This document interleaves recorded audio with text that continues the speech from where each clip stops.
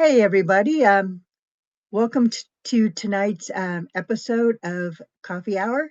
I'd like to introduce Jay Rios tonight. He's one of our resident illustrators, and he's going to talk to us about book covers and he's going to give you the ins and outs of book covers. So, Jay, take it away. Jay. Excellent. Good evening, everybody. Thanks for the privilege and the honor of being in your company. I greatly appreciate it. No, that is not a prepared speech. That's from the heart. So, so I truly am appreciative.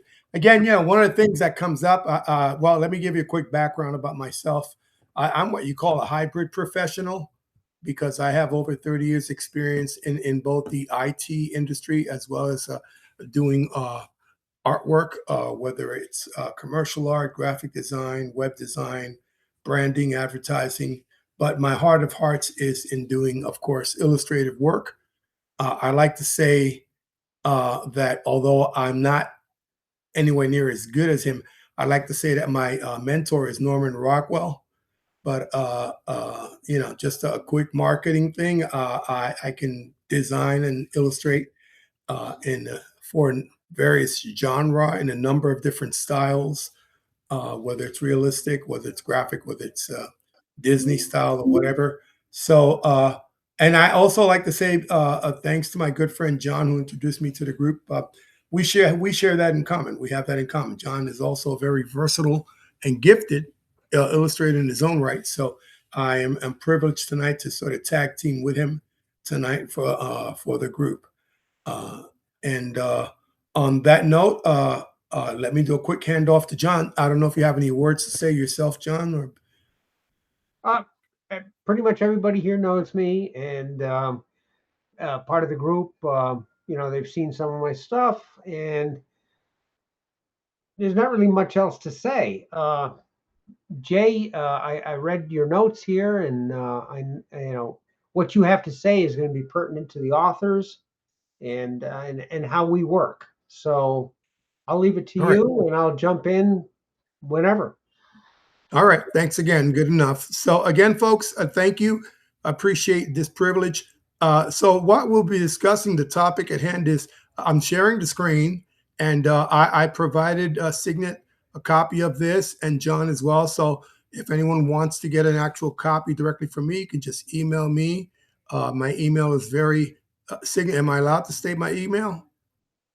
Just just go ahead. Yeah, go ahead because it's not going to matter on video. Right. Okay. Anyway, if you'd like to ask me directly for a copy, I'm sure Signet can provide you with it off of the site. But if you like it, you can email me at jay@gloryproduction, which is singular, gloryproduction.com, and I will answer toot sweet. Again, I don't know if you can see this on your end. Let me see if I bring it up again. Should be able to see it. Are you guys able to see this Word document that's here? Yep. Mhm. Yeah. Okay, just to give you an idea very quickly, some of the topics we'll be touching on, basically what the expectation, setting the expectation on what would an illustrator want authors to know about what it takes to create a book cover. And there are a couple of areas that we can do what's known as a blink test and other areas that I'll touch upon. Ooh, that's strange. I'm not able to move through the document. But anyway, either way, we'll touch base on that. So, what does it normally take to see a book cover? The essential thing is to understand that before the words are read, the book cover is viewed. So the book cover, in a true sense, is basically an encapsulation, not of the story, but of the main theme or the main gist, the driving point of the book. So the book cover has to be able to convey that thought to your prospective readers before they even get a chance to look at it. So what, and I said this in a meeting before, what is the one thing we quickly do when we see a book on the shelf? We see the spine, and then we see the cover. And I don't know about anyone else, but I normally flip the book around and go to the back and read the summary there. But before I do that, I have to feel as though I'm invited to read that. And that's what the book cover does. It's basically the primary job of the cover is to sell the book and not just basically illustrate a scene from it. So a successful cover will create an emotional impact. It'll drive curiosity. It'll invoke the user to come out and instantly communicate. And depending on the genre, whatever they're looking for to the potential reader, often needing to look good as a tiny little thumbnail, even on Amazon. So one of the things that I like to share with people is that what illustrators want authors to know about when we're creating a book cover, it passes basically a blank test is one of the areas that I use in the analysis of a book cover. So while the thumbnail is key for digital copies, because most people will see the cover for the first time, and the artwork and text obviously has to be legible and engaging at that small size. But the blink test is basically similar to what we say about websites. You have anywhere from a 0.5 to or 0.75 to a 1.5 second window to really capture the eye of a viewer. So the cover needs to communicate the genre within that second, and it's better to have that particular cover or design fit in with successful books within the genre than to be so unique as to confuse the user. Now, what do I mean by that? You can have, let me bring up something real quick as an illustration. You see these spines here? Can everyone see this? Mm-hmm. Yeah. So I'm let me pop out the question. I don't know if this one that the cursor is circling, is that on your right or your left as you face the screen? Is that on your right? It's all right. Okay, great. So viewing on your right side, you can see anybody, just quickly, what's the first thing that pops out to your eye without examining the picture? Just a quick, at first glance, what pops out to you? Complementary color. Mm-hmm. Right. So anybody else? What pops out to you very quickly? The blue book. Okay, you see. So again, we all have different tastes and different preferences. For me, only because I'm a bit cross-eyed, the yellow book caught my eye. So the point being is that when we're designing a book jacket, we have to also take into consideration that different rules apply on the spine, and this is something the authors need to be aware of. Different rules apply on the spine versus the cover. The cover can encompass a lot more information versus the spine. And so typography is important here, color scheme is important here, and impact. So as opposed to having, say, the title of the book as you see on this yellow cover, or the author, for example, you may have a symbol. It may be a sword because it may be a medieval type story, a sword or something as such, or a flame. The point is it carries a same degree of importance. I don't know if you can see this well. I'm trying to, oh, there it is. I can magnify. Wow, wonders of wonders. Look at that. So along the spine, the one thing to remember when you're conferring with your illustrator is to understand that you shouldn't even think about hyphenating anything. If it doesn't fit all the way across on the spine, and you're going to do a horizontal title, then you just bring it down, almost like a word wrap. You bring it down to the next level, to the next line down, and your short word title would be here. And you may have a small little thumbnail. You have obviously, different publishing companies have different requirements. So you may have a requirement by the publisher to be put there. And then over here, you may have the author's surname versus the full name.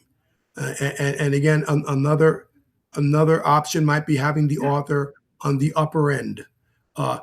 I normally, if it's a new author, it's best to put your title up there first and a thumbnail. If you're an established author and people know you already, and this is Mr. Connor's number 5 in the series that's been selling out, then yeah, you want to put Connor's up here. You want to put the name of the author here to draw their attention. The key is to leverage as best possible the key points that will bring and draw your attention. Over here's another example. You have a shorter title. You have your author on the top and your publishing on the bottom. For the most part, logos and publishers go to the bottom, but then you have your long titles, and that reads across the entirety of the spine. So it's just a quick summary of what your expectations should be in terms of laying out your information. And as an author, why is that important to you? Because that's what you want to convey to your illustrator. You want to convey certain things. This is where, as John's mentioned in the past, this is why the preliminary conversations between an artist and an illustrator are so important, to point out the key, the really important stuff. So I want to show you something else. I think I flipped to it inadvertently. Let me flip back and get to this, since we're speaking about covers, and I'll show you this. So these are two book covers that obviously I ran through Photoshop out of respect for the author, and if you'll notice, one is on your left, I believe, and the other one's on your right. Now, as you look at it immediately, if you close your eyes just for a moment and then open your eyes, which is the one that seems more attractive to you? Anybody? Which one automatically attracts your attention in a quicker way? And there's no wrong or right here. It's a matter of preference. Left, Yeah, the left, the color for version. sure. Okay, and this goes back to what I was mentioning earlier regarding composition. When we're conferring with the authors, you want to try and get what I call a striking point. And that is, again, conveying the gist, not the whole story, but the main emphasis. If you were to put it into words, you might say, what is a 1-sentence summary that you think, or a 2-sentence summary that you think would be the most mind-catching and attention-grabbing statement you can make about your book? You see, and with that information, we can then convey. So here you have on your left side this multicolor illustration, and you see a whole bunch of different things here. You see the rabbit, the eggs, the lady sleeping, the other one reading a book, a little portraiture on the wall, suitcase on top, and then you see the window, and then you catch a glimpse of the couch seat that's there. For me, in this cover, for example, the main thing that stands out is the word adventure, the travels. Roger the rabbit travels to London, or something like that. Yeah, it's just right away catches the attention, as opposed to the book cover on your right. We look at that cover, and mind you, there is a psychology of colors, because you want certain colors attract, others detract, of some, depending on the genre and the gist of your story that you want to put out. You want to put colors accordingly that drive the drama, or drive the attention, or drive the fantasy, or drive whatever it is, that thought that you have, to the attention of the viewer. So if you look on your right, this is rather bland, right? It's rather blasé. This is an actual book cover, by the way. This was done in monochrome fashion. You have your typography up here, which I blurred out. Nothing outstanding about the type. Nothing outstanding even about, if I would have left the author's name in here, it would be more to the point that I'm making. The name, because of the sort of type that was used, literally blended with the reflection on the water of the trees. So it was difficult to actually distinguish it and make it out.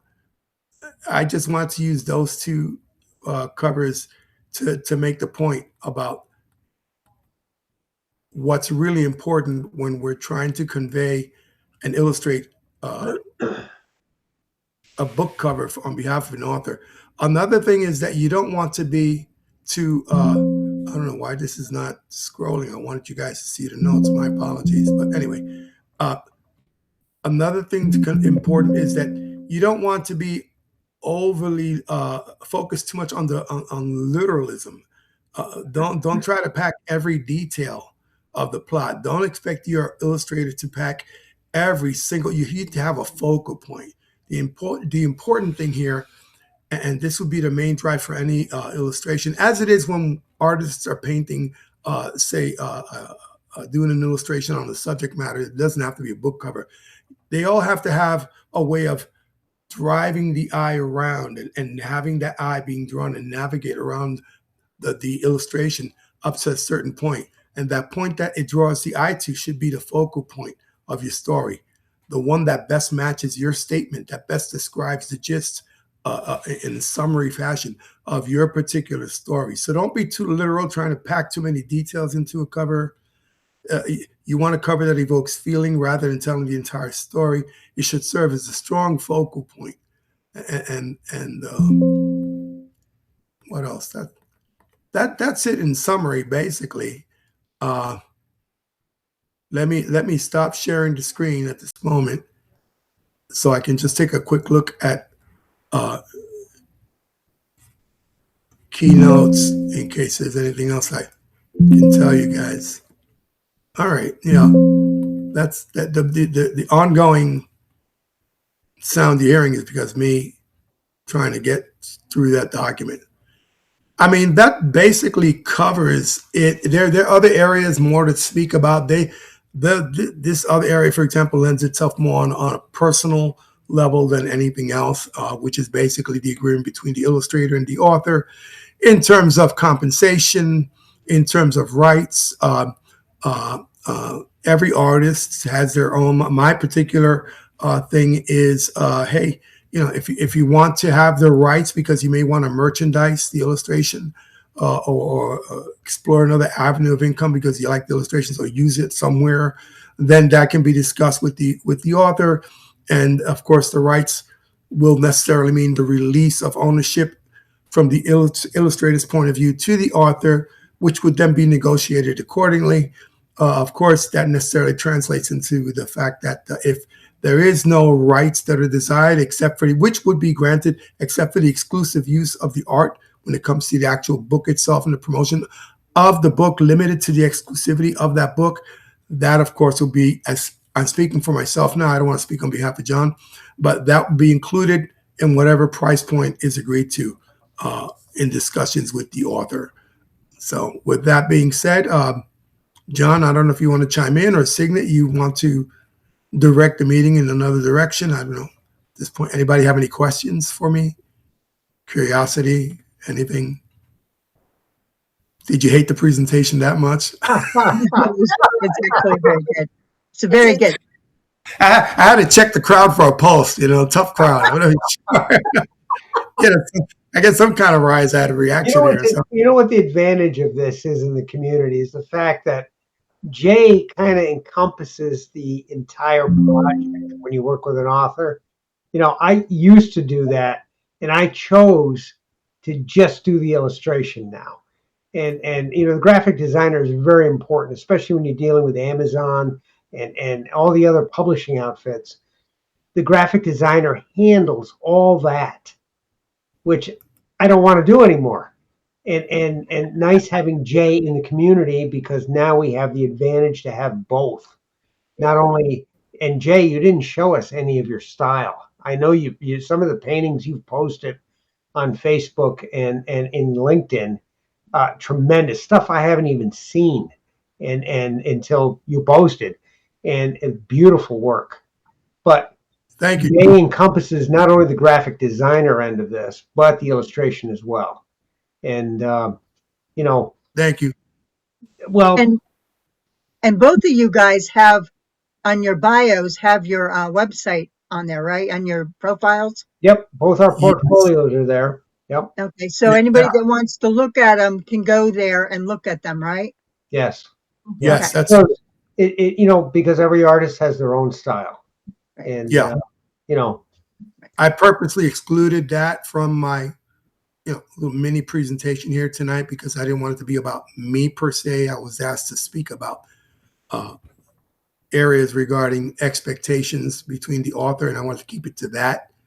And I didn't want to make it about well, me. You mentioned the working factor between the author and the artist, and that entails not only first meeting, but discussing the story that the author has in her book or his or her book, and being able to convey that image in that cover to portray what's in that book. And that discussion between the author and the artist or illustrator is a very important factor.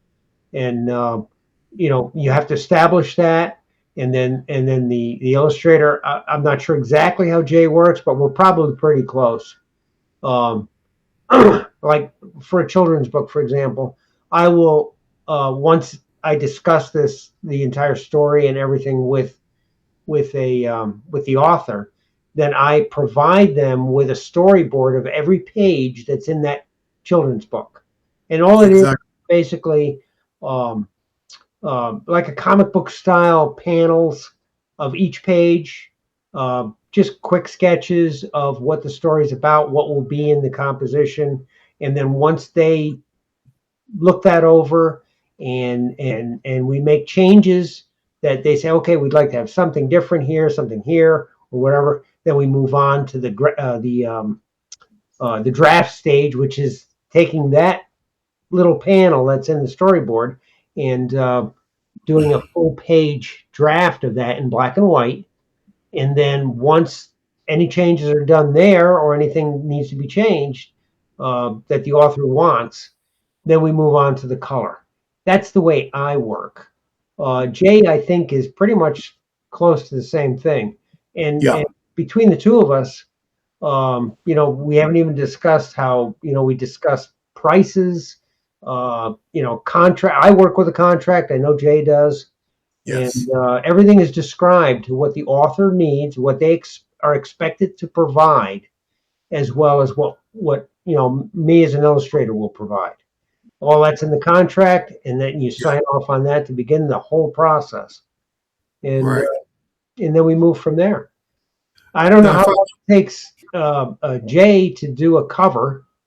I have a kind of a set date on what I can do for a cover, and I have a set time that it takes for a children's book, which is tremendously more. But exactly. and Jay probably has his own times. So there's a lot of things you discuss, initially, once the author has the opportunity to see your style of art. If I may, I'd like to piggyback off of what John said, Signet. That's okay. Just to add, I just want to throw in these last bullet points for consideration for the authors that are present here, and of course, these notes will be available to you in greater detail. You can read through them.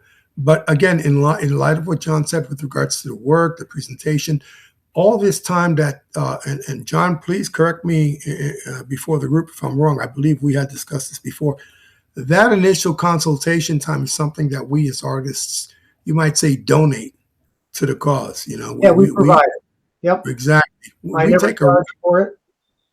yeah, we take a real interest in your work. We take what you might call an ownership interest in your work, because this is our baby as well. We're producing something as well on your behalf. So we're going to invest the time that it takes to discuss certain things. Let me hit, if I may, very quickly, Signet, hit just a few key bullet points. And again, the details of these bullet points are in the notes. I set forth the blink test, the focus over literalism, communication and collaboration. You don't just show it, don't just tell it. You want to be specific in feedback, and you want to trust the experts.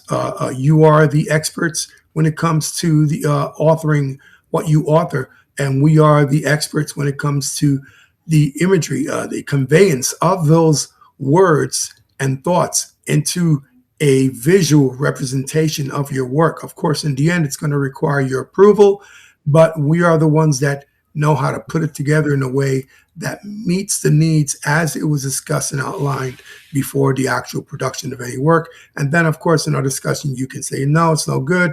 No, yes, it is good, or whatever. John has experience with authors he's mentioned before where, oh, that's no good. That's a little bit, someone mentioned that's a little crowded. You can change it. But just quick bullet points here. There's the bold and there's the minimalists. So certain design examples you want to be careful of. You want to have your covers to be clean.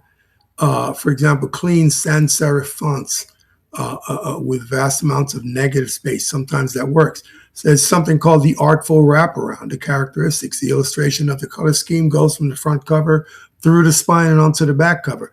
These are all matters of taste, and I'm just throwing it out there very quickly in terms of different styles that you may want to address with your illustrator. Some books don't require, say, an actual picture drawn, an illustration. Some books may go better with a very small, minute little almost iconic type illustration, but the majority of the cover is typography driven. So you may have some letters designed in a graphic design fashion across the cover, and the text is the actual art.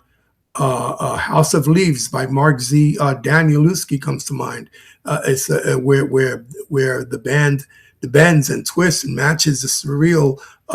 So another thing is too, you don't want to become too ornate or vintage per se. What are the characteristics, bear in mind, of your book that can be best conveyed in the cover? The best practices when you may want to emulate. See other books that, even in discussions with your illustrator, that you can bring to mind when it comes to readability, or how do they align with the U.S. versus the U.K. market, let's say. The publisher brand, is it a small or aligned logo? How you set that in there. You don't want that to be overwhelmed. You don't want something in there that says book by J. Rios, and then it says Penguin Publishers in super large letters. You want to give credit where credit is due. So again, I have a link in there in the document where that refers to designing a book spine, something you may want to look through. Technicals, let me see. I'm not going to get into it now for sake of the meeting, Signet, to respect everyone's time. There are technical considerations also when it comes to measurement, size, and space.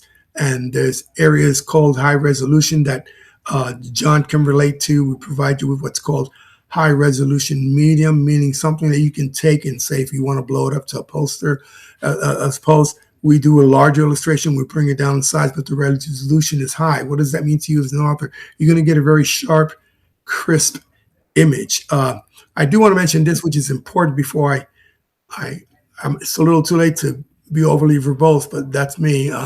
But you want to avoid certain common pitfalls. So you want to avoid too many fonts. When we advise you on this, there's a reason for it. You don't want the eye to get confused. The eye has 0.5 to 0.125 seconds to get confused and say, I'm bored, I'm moving on. What am I talking about? Too many fonts. Stick to 2 or 3 fonts at most. Too many fonts only looks too busy. You don't want to go to someone who can give you a Fiverr illustration, you all know the site, and say, my Uncle Louis can do this. Why are you going to pay Jay X dollars? I can draw it for you. And authors unfortunately undermine their own efforts, especially some of them as not first time, but for more recent published authors as well, where they ask family to do their art or photos. I saw an illustration one time posted by another fellow creative in Facebook, and it said what the client wants, and it was a very fine drawing of a mare. It was like a brownish red-haired mare, and beautiful artwork, almost 3D illustration, realistic. What the client wants, and directly beside it was a stick figure of a horse. What the client what they're willing to pay. Yeah. So the moral of the story is set the expectation right, because this way at least you're both starting on ground zero.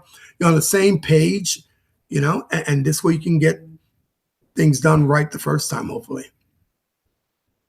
Yes, I am done, Signet. Thank you so much, Dave and John. I'm going. And another thing before Signet takes over here There you is, go. in my case, and I think Jay's too, we have a set price for limited rights, and we also have a price for full ownership. Correct. You want to merchandise your book down the road. You want coffee cups, you want mugs, you want towels, you want whatever. You can go. It's endless. And if you want to do that, usually the illustrator doesn't. He'll sell his rights to that piece. And if you're willing to, do that, then you will own that artwork, and you can do whatever you want with it. Exactly so. Possible then to get limited rights and then ask later for the full Oh, rights? absolutely. With me and my contracts, I offer that availability at any time. It doesn't matter. There's no terms. There's nothing. You start out with limited rights for a certain price. And down the road, if your book takes off, if it doesn't, even if whatever, if you want to buy the full rights, it's always available. Exactly. And again, if I may take the liberty of saying this on behalf of John and myself, at least for myself, but John, I apologize taking the liberty of speaking on your behalf as well. It's that, artists get recognized by the work they do, and the only way they're going to identify this as a John Collado piece of art is because he has his branding on there. That branding is his signature or logo, whatever he uses. Same thing with myself. I've gotten into the habit of putting a JR logo in the middle of the logo. You see my signature. That's my particular branding. So if I were to do something for someone, even if I do sell the rights, that would be one of my personal conditions. Please keep my branding on there. Don't have it removed, because that helps me as well. That's So the reality. difference. There's our difference. I will take my name off it. I will completely remove it, but yet I ask for permission to always be able to put that in my portfolio. That's an even better idea. Illustrator's different. Yeah, that's a better idea. Yeah, Yep. I agree with you. Yeah. But no, Jay's the same way. I used to give away rights in the beginning many years ago. And I found that everybody's trying to, we'll do royalties, we'll do this, we'll do that. I tried it. It didn't work for me. It's just easy for me to sell the rights up front and be done with it. Exactly. I agree. And again, I just want to clarify, my branding is not this obnoxious, huge logo, no, that takes away. It's not at all. But yeah, I agree with John. If it were to be discussed, and I'd be willing to remove that as well. Why not? If I'm selling the rights anyway, and as long as they're happy, and eventually they'll come around and say, "Oh, that's a John Collado piece of work. I recognize the style." Well, you got to become famous first, Jay, and I'm far from that. Yeah. I think I'll raise both hands to that and say I can relate. You take a Frank Frazetta piece, and you look at his work, it's his without his signature on it. Yeah. I should be so lucky. Hey, the man earned it. He was a natural. So. Yep. All right. So anybody else have any other questions for anybody? Jay, when you were talking about at the beginning, when you're getting together with the author and you want to know what the book is about, do you ask for a synopsis, or do you just chit chat? To tell you the truth, for a novel, that can go both ways. I had an author one time submit me the of course it was a first draft run, but he provided me with the entire script. So no. no.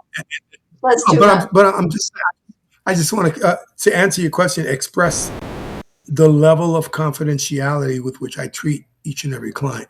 No one's seen, to this day, I can say before the good Lord that no one's ever seen that script from me, because I respect his rights.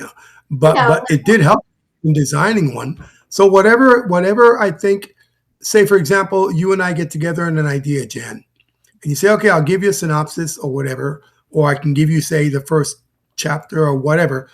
And if after reading a synopsis, I can come across with an idea that illustrates it well, then why not? Why not go there? But then also keeping the side door open. If more information is required, because I need to get more sort of into your head and understand what is your main point, then between the discussion and the additional material, then at that time it'll be decided if that would be provided. That's all. Sure. There's nothing really set and cut. It's as each. I like to look at it this way: each illustration is as individual as the author. So it all depends on what everyone feels comfortable. In the end, we're working towards a deal, but we're working towards building a relationship that hopefully will be ongoing and convey future ideas. And Jan, like we've worked together. Yeah. I asked for a simple paragraph or two for a synopsis. If I can't, I get ideas from that alone. Yeah.